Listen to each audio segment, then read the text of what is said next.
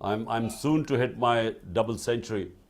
Look, it is sad, really, in a way, because it's just made a mockery of our whole justice system. Because the guys who are running the show right now, they are so petrified of elections, which are to be held in October, that they're petrified of losing. Because, in the by-elections in the last few months, out of 37 by-elections, we won 30 of them. And remember, this is despite them being supported by the umpires, by the election commission, by the establishment. And so the only way they want to now allow the elections to take place is that I should be in jail or I should be disqualified, because they do not want me in the election race. And hence these cases, and hence this crackdown on my entire party, where thousands are in jail, and either they're underground or they're in jail. It does seem like anyone who interviews you or visits you is charged with terrorism. I guess my question is, am I a terrorist now for talking to you, like for interviewing you in this way? Like, am I allowed to come to Pakistan at some point? Well, Jeremy, right now, if you're a journalist and you talk about me positively, you will be in trouble. Four of our top journalists, four have left the country. One is on this panel right now, Mohit Pirzada. But then one of our best last year, he was slapped with sedition cases and so on, and he had to leave the country, and then he was murdered in Kenya. And I think that's one of the most tragic things that happened, because he was our best investigative journalist. Meanwhile, the other outstanding journalist in our country, who has the highest viewership on YouTube, he's disappeared for 2 months. So, no one knows. Yeah, Imran Riaz, he's disappeared, and his wife and his children, what they must be going through right now. When you don't know where they are, if you know they're in prison, at least you know where they are. But when they disappear, I think people go through the worst nightmare, as his family is going through. One of the strangest parts, I was reading all about like the crackdown on PTI. One of the weirdest parts of this is that it's actually illegal in the media for people to say their name or show your picture. Is that true? Well, they've been threatened. The media houses and the top anchors were all called in a meeting. The meeting was very short, 4 minutes, I'm told, and they were ordered that my name was not even to be mentioned on the media. And so people are resorting to, calling you Qasim's father or other sorts of codes for speaking about you, I believe. It's, Jeremy, if it wasn't so tragic, it's very funny what's going on. But it is tragic because, our media, in the last 20 years especially, it really became very vibrant. In fact, went overboard at times. But, the media was able to create this sort of public awareness about political issues that never existed before. And that's the only way someone like me, an outsider, was able to win the elections. My party only grew because of the free media, the vibrant media. And so, the pillars of democracy, one is the free media, the other is independent justice system. Same thing happened with our judiciary. In 2007, this movement started called the lawyers' movement. And the whole idea was that we needed to have an independent justice system. So we were progressing towards a genuine democracy. And then comes this situation right now, where we now have, the worst type of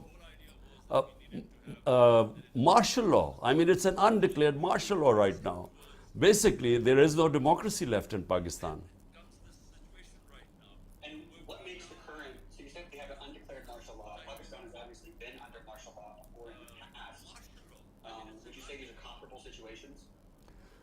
Well, General Musharraf's martial law, and that was from 1999 to 2008. Now, I was his opponent. I was in the opposition.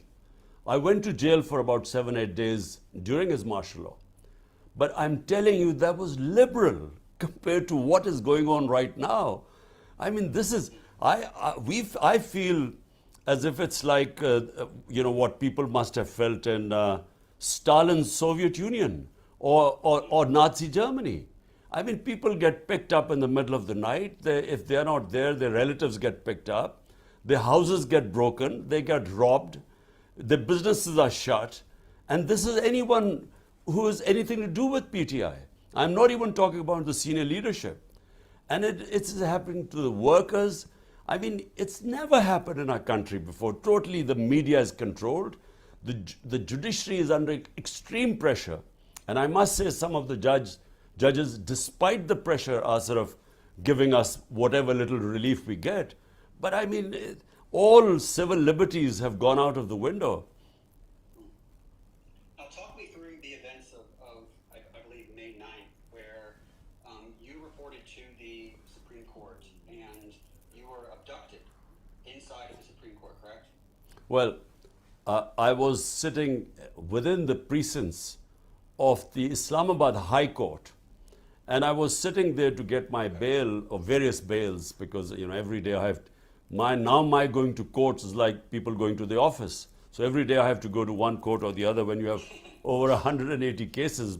So I was sitting there, and suddenly, I'm sitting in the registry office, and suddenly I see these commandos. Really, they weren't even rangers, they were commandos.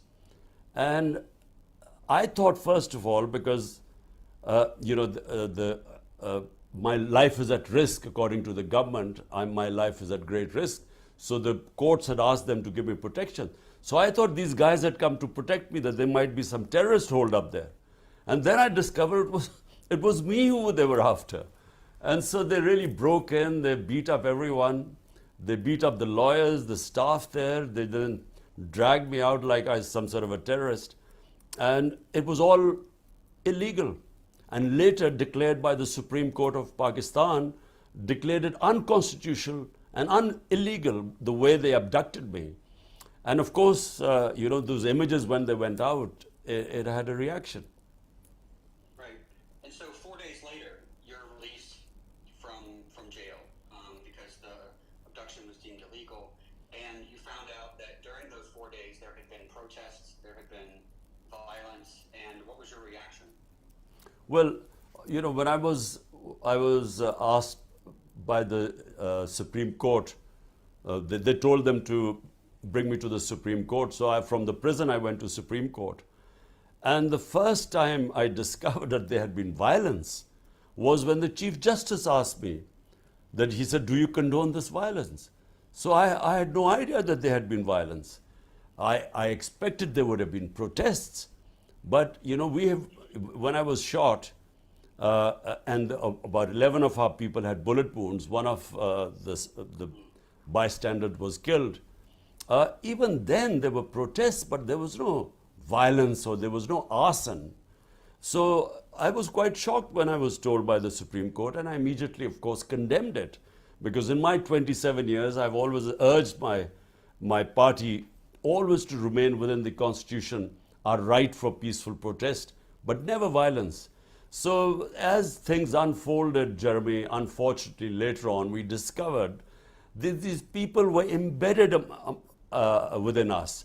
And the ones who indulged in arson were not PTI people. They were people who were specially embedded within our ranks, and they are the ones who indulged in violence. And since then, we've been calling for an independent investigation, but we're not getting it, because we can prove, if there was an independent investigation, we can prove that these guys were not part of our party, because our party had never believed in violence.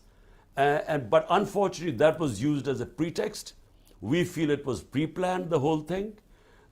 Within 48 hours, 10,000 of our followers were put in prison. This can't happen unless it's pre-planned. You can't just go and pick up 10,000 people. So all this was planned. Senior leadership was put in jail, and the rest just went underground. So it was used as a pretext to